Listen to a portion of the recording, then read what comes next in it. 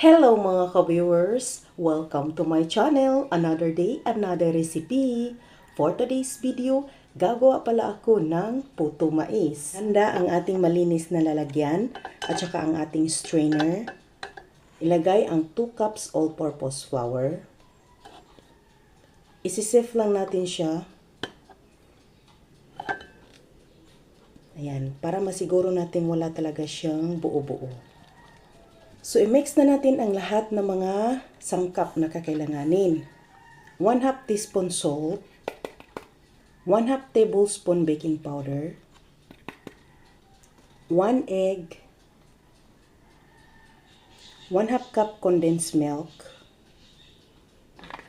And so, i-mix muna natin. So, maglagay tayo ng 3/4 cup water,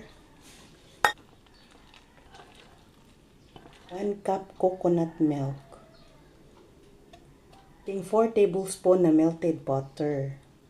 Mix together.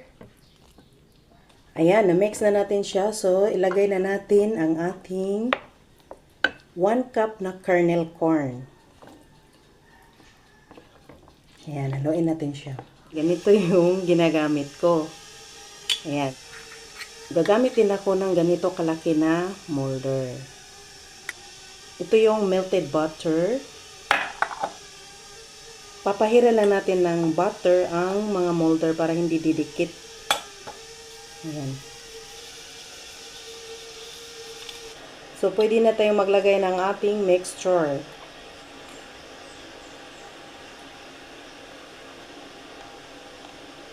Ano ko ditong cheese? Hiniwa ko siya ng maninipis. Ganito lang siya kalaki. Ilagay natin siya sa gitna. Init na ang ating steamer, pwede na natin ilagay. Steam natin ng 15 minutes. Buksan na natin.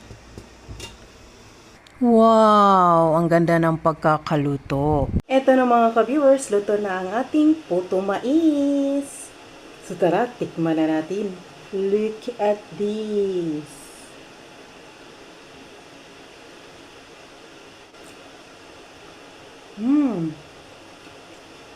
Hami kayo. So kung ako sa inyo, magluto na rin kayo.